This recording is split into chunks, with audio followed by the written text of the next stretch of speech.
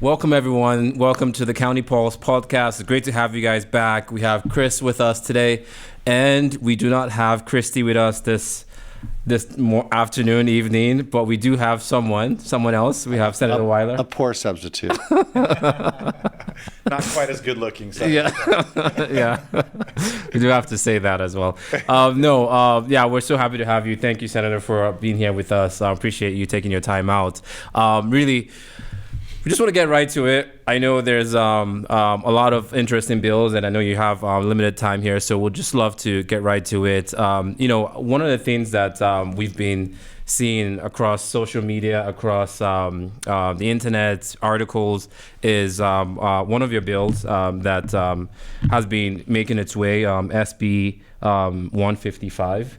And there's been multiple comments that you've heard and all over the place, and some concerns that people have raised, but we just wanted to hear from you about that bill. Yeah, so almost everything you've read on social media about Senate Bill 155 is wrong, and I'm happy to explain it. It's good policy, and I'm happy to defend it. So a lot of people will assume that everyone on the sex offender database has raped a child. Some of them have. That's despicable. They should be punished for life. But there's a lot of misunderstanding. So I've been in contact with two families where the husband is on the database for having a consensual relationship with his wife when she was 17 before they were married. Now they have 2, 3, 4 kids, and he can't get off the registry, which means he can't get a good job, they can't get good housing. And so today, if you were 19 or 20, 21 and had a consensual relationship with a 17-year-old, you wouldn't get on the registry because we've changed the law. The problem with the registry is once you're on there, it's almost impossible to get removed. So there's a lot of examples of people that didn't harm anyone who are on the registry. I'll give you an example: mooning, streaking. Public urination, other things are things that, and by the way, when the registry started in the 1980s, there were offenses that if you committed them today, you might get on the registry for 10 years, but if you committed them 40 years ago, you'd be on the registry for life. But when we changed those offenses to 10-year registry, we didn't go backwards and take people on the registry for life and make them 10 years. So I want to go back a little bit. You just said mooning, streaking, urinating. Potentially. Yeah, like those kinds of things, right? And I actually agree with you. I'm aware of some situations that are egregious. They shouldn't be on the list. Yeah. So, but that's, that, when I was growing up, that was fairly common. Well, but I think when we started the registry along with other states, I think everybody was really excited. We put all these people on there. So today we have 11,000 people on the registry. Very many of them belong on the registry and probably are a threat to our communities. But there are some people that have either gotten therapy or reformed or changed their lives. And if you're on the lifetime registry, there wasn't a chance to ever be removed. So about 6 years ago, I passed a bill and said, and by the way, another thing people don't understand, you don't get on the registry until after you've finished all of your jail time, all of your prison time. So once you're back in the community, out of jail, and by the way, to get out of jail when you've been convicted or pled guilty to a sex offense, you have to go through this very intensive sex offender therapy that actually the statistics show a very low rate of recidivism. So that's even before you get out. A lot of these people get out of jail and then they get some therapy and they get some psychotherapy and whatnot. So right now, because of a bill I passed 6 years ago that had no controversy, after you've been out in the community, finished your jail time, after 20 years on the lifetime registry, you can raise your hand and ask the judge for a review, and you have to go to a psychiatrist or someone and get a risk assessment. You have to put on evidence showing that you're no longer at risk. If you have a victim, because not everyone on the registry has a victim, if you have a victim, they can come and testify. A lot of these people have been forgiven by their victims. Yeah. So all my bill does, all the current version does of Senate Bill 155 is it lowers it from 20 years to 12 years, where you still have to go and prove to the same judge, the same court where you were sentenced, that you're no longer a risk. People on social media are acting like we're throwing open the floodgates and letting all the pedophiles out of prison. I've got a 5-year-old grandson. I've got a 3-year-old granddaughter. I've got 2 under 1 granddaughters. I don't want these people molested. No. Nobody does.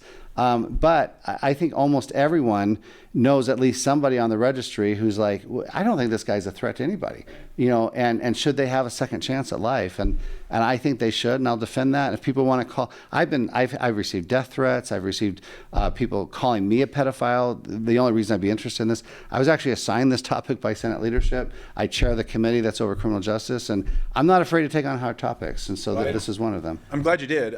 To be perfectly honest, this feels like it's a product of mandatory sentencing, which I'm always opposed to. Yeah. I think judges should hear everything. I know that there's bad judges out there, and it sucks, and we got to get rid of those judges.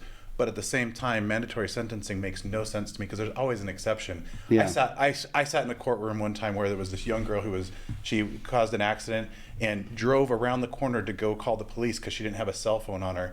She ended up mandatory 1 year in prison for doing that, and she was 17 or 18, something like that. I mean, mandatory sentencing makes no sense no matter what it is, and you just described a number of situations where it's even worse. Sure. Yeah, and one thing I wanted to just add too, like I think it's like you said, right? It's not about, we're not opening the floodgates for pedophiles to just walk out and do whatever it is that they do. I mean, there are checks and balances, and you talked about. Like Super Bowl Sunday was just yesterday, right? And you have like people on the streets, and they could be college students, and they go to a bush nearby, and they and then you're in the sex registry for One other thing I should mention: the current law, and I'm not changing this, is if you want to raise your hand and ask for a review after 20 years, that means you only qualify for that review if you haven't reoffended. And if your original crime didn't involve any force or coercion. So if you held someone down and raped them, you're never going to get a review. You're never going to get a review. Oh. And if you look at social media, they don't understand any of those nuances. It's just, I'm an evil person because I'd even bring up. I'm up at the Capitol to have serious policy discussions about things that impact people's lives. By the way, since I did that, only 61 people out of 11,000 have been released from the database. And so this is a very surgical instrument where people that don't belong there have a second chance at life. So well, I saw what you're talking about on social media. It feels like a 2-for-1 special on Pitchforks at Home Depot, right? Yeah. It's ridiculous. People need to take a moment and start remembering. Personally, I'm Christian. I believe in repentance, and we're not even talking about serious crimes in some cases, right? Yeah. We're talking about some very just nominal things, but not nominal. That's the wrong word. But you know what I'm saying? It's things that they shouldn't be having to pay such a high price for. Yeah, we have some sick, twisted people. I'm not talking about those. And they should be on the database for the rest of their lives. No one's suggesting otherwise. Nobody's condoning them at all. Yeah. Right. Absolutely. Thank you for running it. Thank you. Actually, I'm aware of 2 families who it's really destroyed their lives. Most people will admit that to me privately, Yeah. And by the way, I've been accused. Well, I must have a family member or I must have a close friend. I don't. Yeah. I don't have anyone that I know of in my family or any close friends on the database. I'm just looking for the right policy. Yeah. No, it's the right thing to do. Thank you. Thank you. Yeah, great. Thank you for explaining that to the viewers and to everyone. Really appreciate that. One of the bill that Christy talked about last time we're here was SB 127, and Christy couldn't make it, but I know she wants to hear more about it as well. The municipal elections amendments.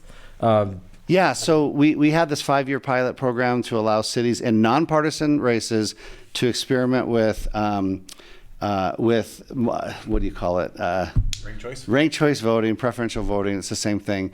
And a lot of cities, especially small cities, they found they were saving thousands, sometimes tens of thousands of dollars by not having to do a primary and then do a second election. And some of these cities liked it. One of the cities I represent, Salt Lake City, said, "Hey, would you run a bill to extend this, a pilot program?" And I said, "Yes, I'll run the bill. And by the way, it won't pass." And they said, "Well, would you run the bill?" And I said, "Yes, but it won't pass." And then I ran the bill, and it didn't pass. And so, and let me just say, certain people, certain segment of our society, they've kind of made ranked choice voting the boogeyman. I don't have a problem with it. We've used it in the Davis County Republican Party for 25 years at our county conventions, so I have a lot of experience with it. I'm not so arrogant that I think the state legislature knows better than all 249 city and town councils and all 29 county commissions. I think, if you have an elected official, let them do their job. And if Salt Lake City, if Draper City, if they want to use preferential voting. I don't want to stand in the way of that. But a lot of my colleagues disagree, and this is an evil that we have to root out of the options. One of the best things I like about ranked choice voting is I think it encourages the candidates to be nice to each other, because you're competing for people's second and third and fourth place votes, which in a lot of our midterm elections, like we just did Kara Berkland's, it's those second, third, and fourth votes that often carry the day. So that's what I like about it. I mean, there's no doubt I don't like it. I was very clear on that, and I have multiple reasons for it. I do understand in certain circumstances ranked choice makes sense in organizations. I do not believe it belongs in politics, and so that's where I stand. But I appreciate you trying to represent your constituents, and being willing to run something that you knew wouldn't. But I would challenge anybody: what is Republican or what's conservative about the state legislature telling local officials you can't make your own decision about how you're going to run the elections in your city? I don't think there's anything conservative about that. Well, just because you brought it up, one of the concerns I have with ranked choice voting is the people who drop out. They don't understand how it works enough. And we watched this in Sandy, we watched it in other races where a number of people didn't put enough choices. They didn't understand it. They got confused, and it wasn't just a few. It wasn't 10. It wasn't 100. It was thousands. You're absolutely right, and that concerns me. And I would say if you did, that was the first time for many of those voters, and the second time you're going to have less of that. The third time you're going to have less of that. Maybe. So there is an educational process. I agree with you. Yeah, but the process worked, right? So you ran it. I ran it. It failed. It failed, and I told my constituents it would fail. And sometimes at the legislature we just have to be the good soldier. There's nothing wrong with that. You were representing your constituents. And I appreciate that. Great. Speaking on the legislator telling counties what to do. Another great example. Yeah. HB 81. This was run by Representative Grishas, and it was to take fluoride out of the water from Davis County and Salt Lake County, I believe, and Brigham City. And Brigham City as well. And this passed the House, and it's going to the Senate in a bit. But I watched your podcast the other day with the Davis County delegation, and as chair, I got a lot of emails and messages, and a lot of people sent me the screenshot of all of the votes from all the Davis County delegation as well, and they all voted. Most of them voted against it. I believe Ariel Representative DeFay was she didn't vote at all, right? Okay. She was absent. She might have been off the floor. Yeah. in a conflict. And the rest were all no's on it. And I don't know if Trevor was a yes. I can't quite remember. But it seems like this I'll be shocked if Trevor Lee was not a yes. And I like Trevor. We get along well. Yeah. So it's quite interesting, right?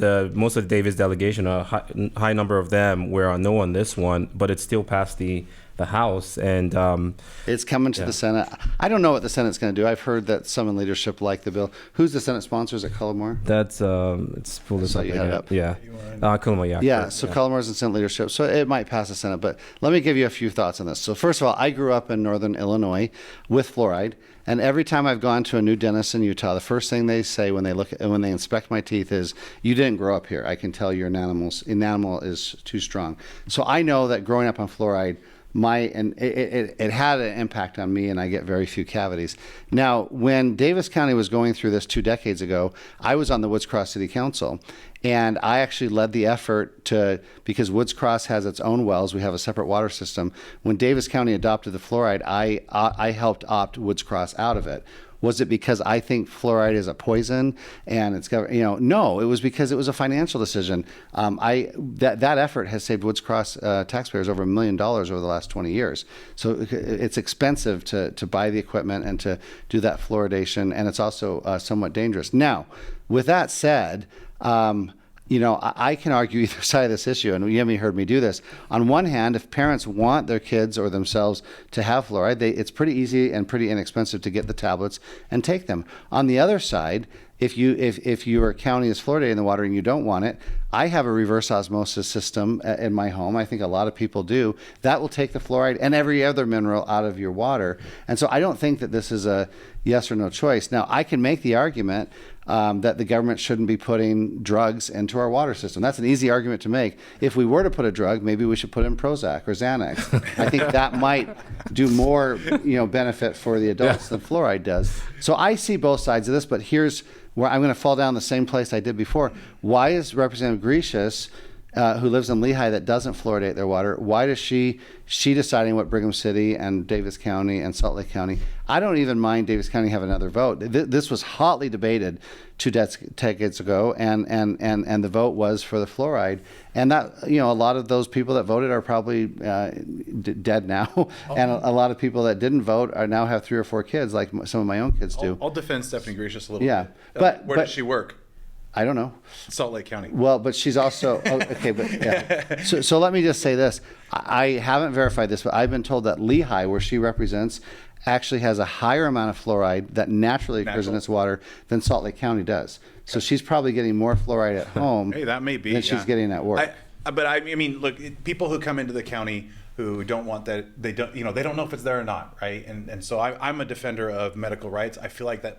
I know it seems like a grayish area, yeah, but I believe that this falls under medical rights, that the government should never be forcing any type of medical medications or anything on. If that's truly her concern, I'll buy her a case of bottled water. Right, it'll last a month. But you have to go to your way. So my whole point is, like, when I say she's working in Salt Lake City or Salt Lake County, that's because that's where the capital's at, right? Yeah. So look. Okay, well, she's there. She's working there part-time. Right. So, but that's my point. People don't know. They get there. And I don't think that it's the right of the government to do that. It's the responsibility of the government to protect citizens from medical malpractice, whatever you want to call it. Well, I think I have more faith in our city councils and our county commissioners than some of my colleagues do. I'm just going to say that. So that was one of the questions, right? Should the state legislature be dictating to take the fluoride out of the water, or put the fluoride in the water as well, it's right? It's an individual choice when it comes to medical. So, I think the argument here, in some, at least from what I heard, is let the county, put it on the ballot, right, for the county, right, and let the county. So you don't put the First Amendment on the ballot. You don't put the Second Amendment on the ballot. You don't put medical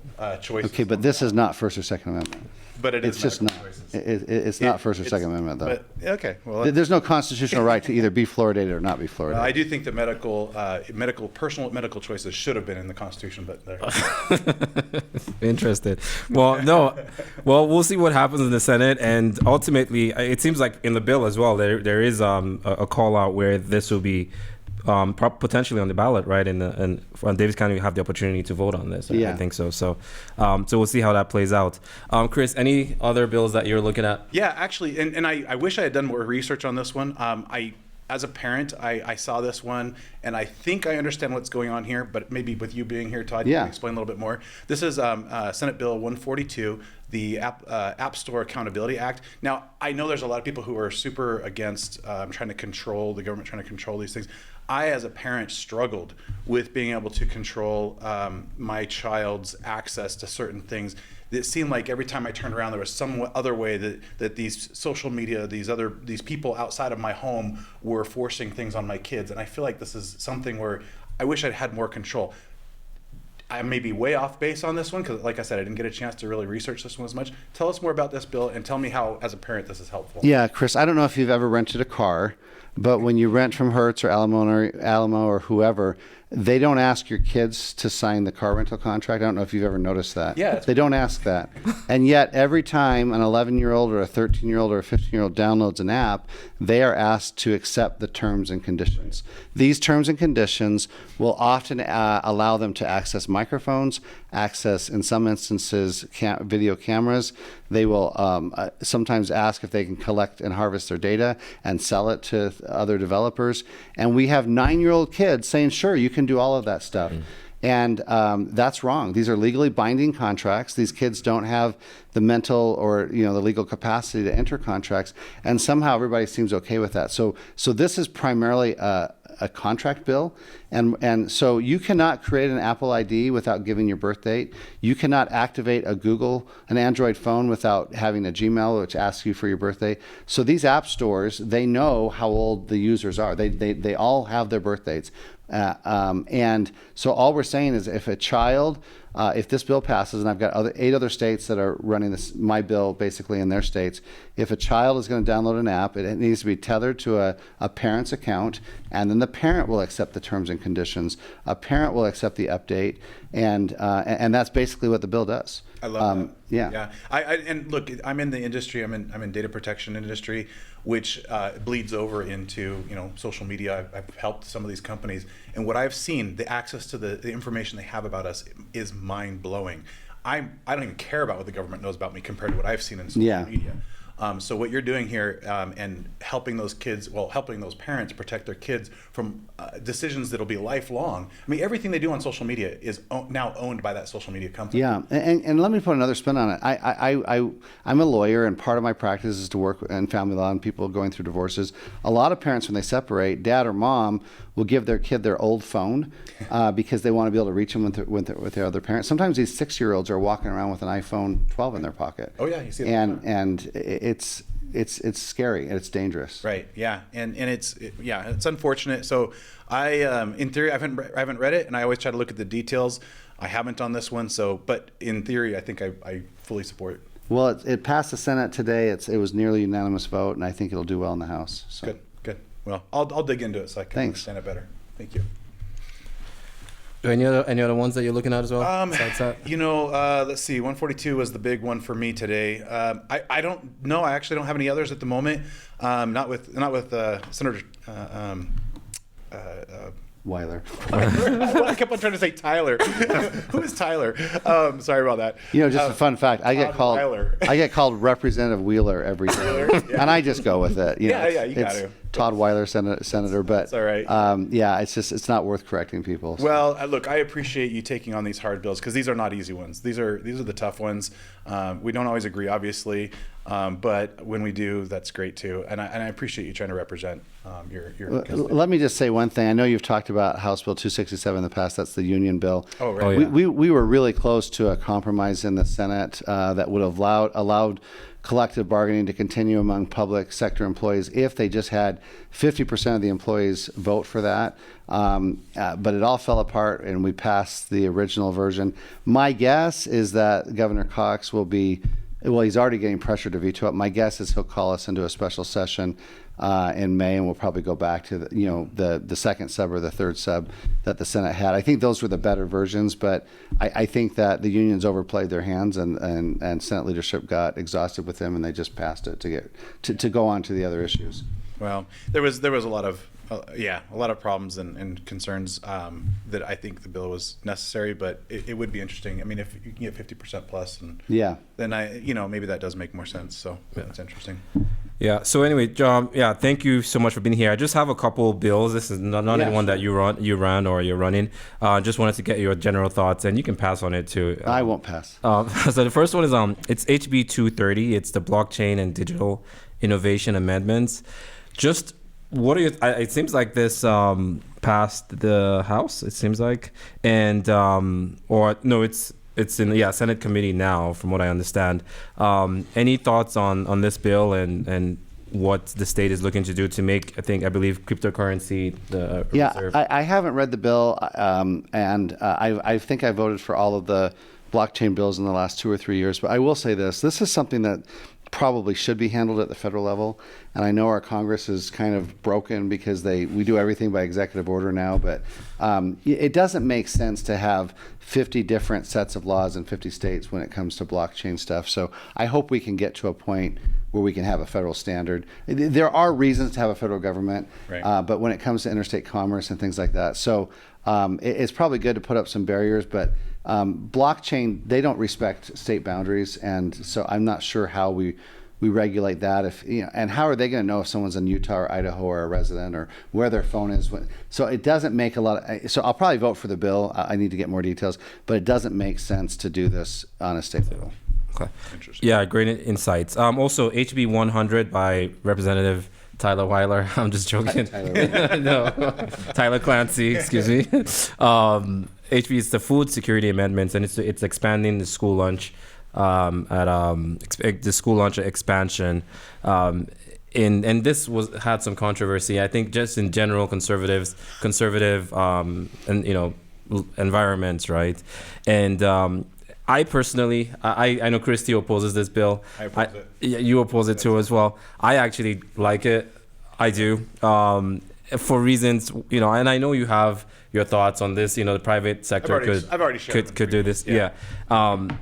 I think, like, especially if there's excess money as well, potentially supporting these kids that potentially don't have food at home, and there's food insecurity. That's not the issue. For And me. yeah, we need to help them. absolutely, That shouldn't yeah. be the government is all. Well, look, we have so many programs for the poor. We have food stamps, we have SNAP, and we have earned income tax credit. I think the bare minimum responsibility of a parent is feeding your child. I don't think that's the government responsibility. I have no problem with this, the school lunch. Right now, any kid can go to school, or any parent can say, I can't afford school lunch, and they'll get free or reduced school lunch. They don't even have to bring in a pay stub. I don't know that Mitt Romney's grandkids need the taxpayers of the state of Utah buying them lunch. Now, I don't think kids should be ostracized if they're poor. And I know the Democrats are pushing, well, we should have a free school lunch for every kid. And, that sounds nice, but why? Why can't parents at least feed their kid a lunch? I mean, my parents weren't rich, but, I brought a bag lunch to school. And so I just fundamentally, I just don't think this is the proper role of government. Yeah, I think with some of the refugee communities, right? I think that. But they're getting free lunch right now. Okay. So I would say if it ain't broke, don't fix it. And by the way, people have this fear that kids are going hungry because that's not happening in any of our school districts. By the way, charter schools don't have to provide lunch. The 41 school districts do. And so if any kid shows up at school, they're going to get food, even if they have $100 or $300 owing on their account. No kid is being turned away at the lunchroom. Right now. So that's just not happening in our state. Anybody that tells you that's happening is either lying or they don't understand. So I'm not saying it's never happened, but it's not happening consistently. It's very rare. And there's plenty of people who want to volunteer and help outside of government. They don't have to take it out of somebody's pocket in the name of taxes to do it. Yeah, if some rich guy wants to pay off everybody's balances, let him do it. I mean, some of these parents that aren't paying for their kids' school lunch, they're going out buying a new smartphone and a new car every couple of years. Yeah, how many of these same kids have that smartphone that we're talking about, right? I mean, come on. Because they can always find money for Apple Store. I don't understand that. Yep. Yeah.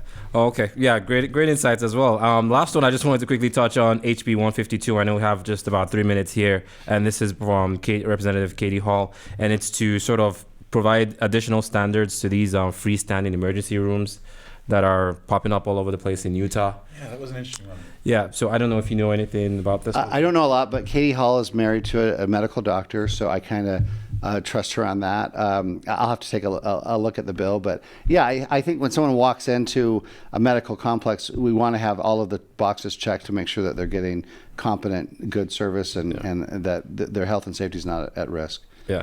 This is one that I know that a lot of private equity firms are getting into the emergency room business, and sometimes they look at the bare minimum, profit driven, which is fine, right? Obviously, we're America, but in some instances, because they don't have they're not associated with an inpatient hospital, right? So they sometimes, if anything happens, they kick them out, not kick, but they send them out to another hospital to admit them into an inpatient floor. So fun fact, Katie Hall's husband went to New York during COVID and was working on, all of those nursing home patients and everything during the breakout.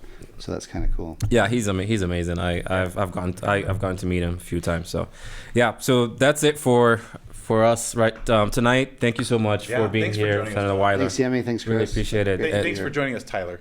That's fine. I'll answer to that. Amazing. All right, this is the County Pulse podcast. See you all next week. Thank you.